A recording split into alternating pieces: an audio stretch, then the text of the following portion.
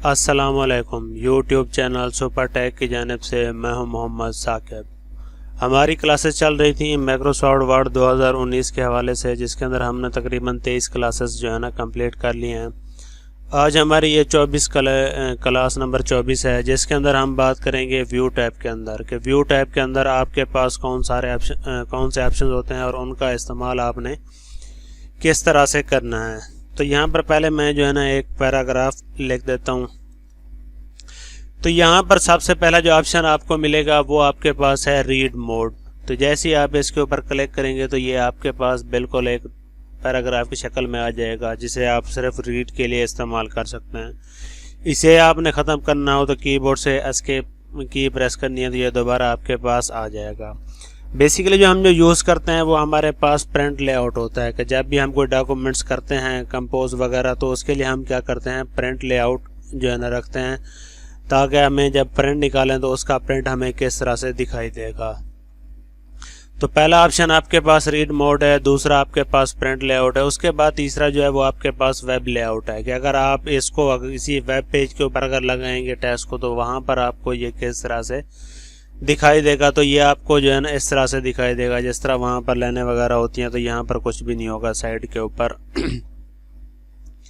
उसके बाद नेक्स्ट आ जाए। नेक्स्ट आपके पास जो ऑप्शन है वो है आउटलाइन का। जैसे ही आप आउटलाइन के ऊपर क्लिक करेंगे तो ये आपको बुलेट शेप के अंदर यहाँ पर दिखाई देगा। तो यहाँ से भी आप क्या कर सकते हैं, इसको रीड कर सकते हैं। तो ये सारे आपके पास व्यू के अंदर मोड्स हैं कि जिनको आप देख सकते हैं। तो उसके बाद नेक्स्ट आपके पास ड्राफ्ट है। ड्राफ्ट के अंदर भी बिल्कुल आपको जो है ना जिस तरह बुक रीड कर रहे थे तो ये बिल्कुल उसी तरह से आपको दिखाई देगा। ठीक है, तो ये हमारे पास व्यूज़ के ऑप्शन थे। उसके बाद नेक्स्ट आपके पास है इम्प्रेसिव रीडर कि अगर आप इसको रीड करना चाहते हैं तो किस तरह से करेंगे। तो यहाँ पर आपके पास रीड अलाउड है, ये पहले भी हम बता चुके हैं कि इसके ऊपर जैसे ही आप क्लिक करेंगे तो ये खुद ब खुद बोलना स्टार्ट कर देगा।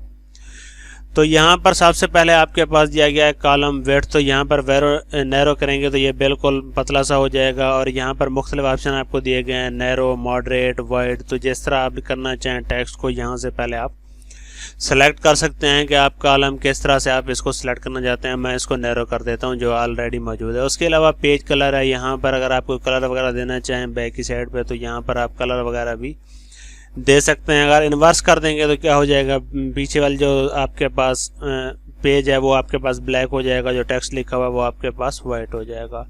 तो मैं इसको दोबारा नन कर देता हूँ। तो ये इन्वर्स है। उसके बाद लाइन फोकस के ऊपर आ जाएं। यहाँ पर अगर आपने एक लाइन को फोकस करना हो तो ये आपकी एक लाइन को फोकस करेगा। इसी तरह अगर आपने 3 लाइन्स को करना हो तो ये 3 लाइन को फोकस करेगा। इसी तरह अगर आपने 5 लाइन को फोकस करना है तो ये आपकी 5 लाइन्स को फोकस करेगा। तो यहाँ पर मैं इसको दोबारा नन कर देता हूँ। ठीक है, तो ये हमारे पास टेक्स्ट है। उसके बाद नेक्स्ट हमारे पास जो है ना सिलेबल।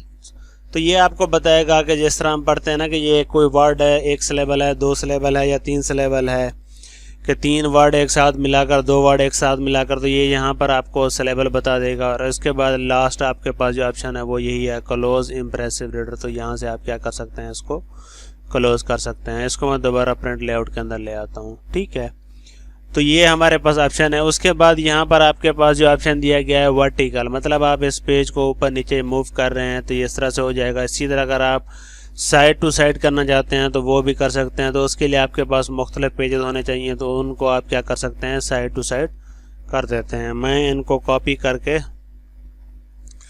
दोबारा पेस्ट करके आपको दिखा देता हूं कि अगर आपके पास होंगे तो वो किस तरह से होंगे। तो ये देख लें, ये जितने भी पेजेस हैं ना ये आपके पास आप साइड टू साइड मूव कर रहे हैं, और जब आप वर्टिकल करेंगे तो ये आपके पास इस तरह से मूव करेंगे।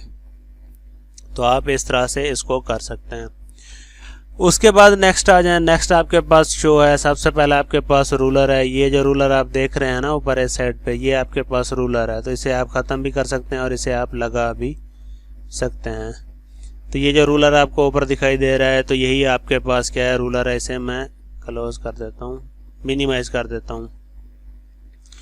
तो ये आपका रूलर है। रूलर अगर आपके पास नहीं आ रहा तो रूलर को आप क्या कर सकते हैं, यहाँ से आप सेलेक्ट करके लगा सकते हैं। तो ये आपके पास रूलर ऊपर आ जाएगा।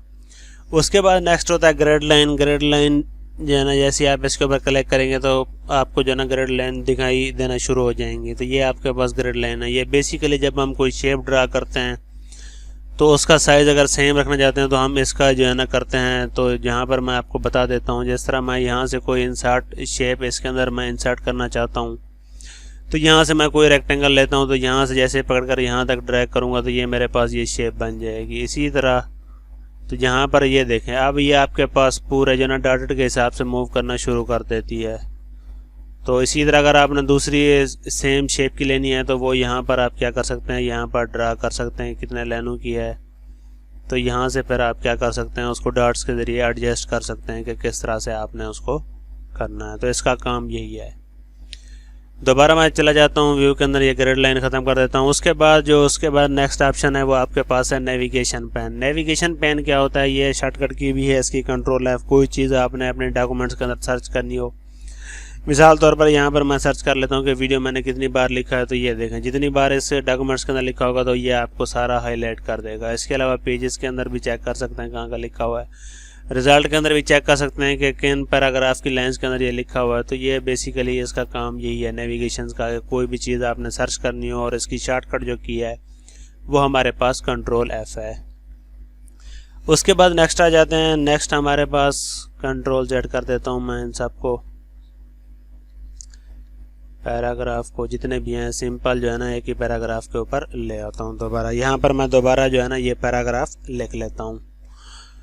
अब नेक्स्ट जो मेरे पास ऑप्शन है वो है जूम का। जूम के ऊपर क्लिक करेंगे तो ये आपसे पूछेगा कि आपने जूम कितना तक करना है, 200% तक करना है, 100 तक करना है, 75 तक करना है।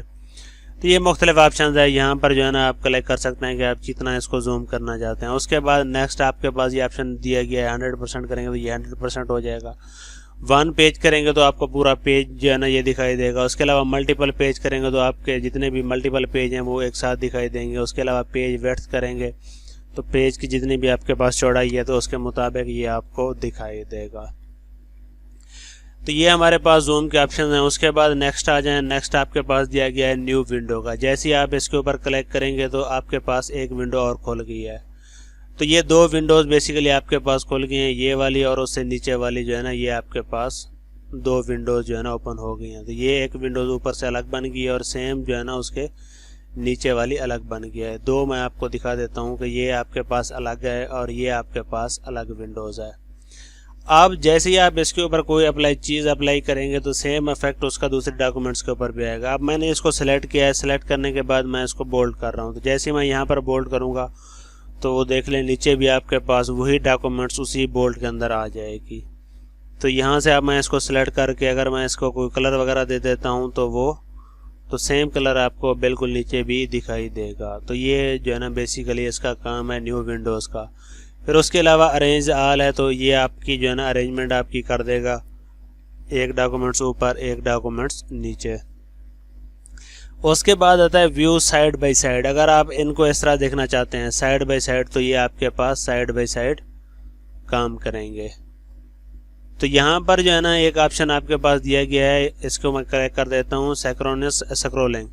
इससे क्या होगा कि दोनों आपके पास एक साथ स्क्रॉल करेंगे। लेकिन जैसे ही आप इसके ऊपर से चेक हटा देंगे तो अब आपके पास ये सिर्फ मूव करेगी और ये वाली मूव नहीं करेगी। तो एक ही डॉक्यूमेंट्स आपके पास मूव करेगी। जब इसके ऊपर क्लिक करेंगे तो जैसे ही आप क्लिक करेंगे कहीं पर भी तो ये दोनों एक साथ मूव होंगे। तो इसका काम यही है। तो यहाँ से जो है ना एक आप क्लोज भी कर सकते हैं। उसके अलावा अगर आप स्प्लिट कर देते हैं तो यहाँ पर जिस तरह ये है, इसको मैंने स्प्लिट कर दिया, ये वाली मैं वैसे ही क्लोज कर देता हूँ, इसको मैं जूम कर लेता हूँ। तो स्प्लिट के अंदर भी यही काम होता है कि आपके पास आप 2 स्क्रीनें अलग हो गई हैं, तो ऊपर जो आप इफेक्ट डालेंगे बिल्कुल सेम इफेक्ट वही आपको नीचे भी दिखाई देगा। इसको मैं सिलेक्ट कर देता हूँ, बोल्ड कर देता हूँ। तो यहाँ से भी आप क्या कर सकते हैं, इसको आप सिलेक्ट कर सकते हैं। उसके अलावा यहाँ पर आपके पास स्विचेस विंडोज़ हैं। अगर आपने 2 विंडोज़ की हुई है, जिस तरह मैंने यहाँ पर एक और क्रिएट की हुई है, अब इसके बाद मेरे पास अब 2 विंडोज़ आ गई हैं। तो अब मैं जैसे ही यहाँ पर व्यूज़ के अंदर जाऊँगा और यहाँ पर स्विच करूँगा तो मेरे पास देख लें 2 डॉक्यूमेंट्स आ गए हैं। एक को उसने 1 का दिया और एक को नाम 2 का दिया। 1 सेलेक्ट करूँगा तो ये ऊपर वाले सिलेक्ट हो जाएगी और इसी तरह यहाँ पर करूँगा तो ये दूसरी सिलेक्ट हो जाएगी। इससे भी बेहतरीन तरीका यही है कि आप अपने कीबोर्ड से ऑल्ट और टैब का बटन प्रेस कर लें, तो जितनी भी आपके पास विंडोज़ खुली हुई हैं वो सारी आपको यहाँ से दिखाई देंगी। वहाँ से फिर आप क्या कर सकते हैं, उसको सेलेक्ट कर सकते हैं। तो इनका काम बेसिकली यही है। यहाँ पर मैं एक को क्लोज कर देता हूँ और दूसरी को मैक्सिमाइज कर देता हूँ। उसके बाद नेक्स्ट आ जाएं। नेक्स्ट आपके पास मैक्रोस का ऑप्शन दिया गया है। मैक्रोस बेसिकली क्या होता है कि कोई कमांड वगैरह शॉर्टकट जो आप इसके अंदर सेव कर लें तो उसके लिए भी सेव होता है। उसके अलावा जो सेटिंग वगैरह जो आपने की हुई है उसको रिकॉर्डिंग के लिए भी हम जो है ना इसको इस्तेमाल करते हैं। तो इसका इस्तेमाल बेसिकली जो है ना एक्सेल के अंदर ज़्यादा है, वर्ड के अंदर इतना कोई ख़ास है नहीं। लेकिन अगर आपने कोई शॉर्टकट की बनानी है तो वो फिर जो है ना आप इसकी मदद से बना सकते हैं। तो यहाँ पर मैं आपको बता देता हूँ कि बेसिकली इसका काम होता क्या है। यहाँ पर मैक्रोस के ऊपर जाएंगे, यहाँ पर लिखा हुआ है रिकॉर्ड मैक्रोस।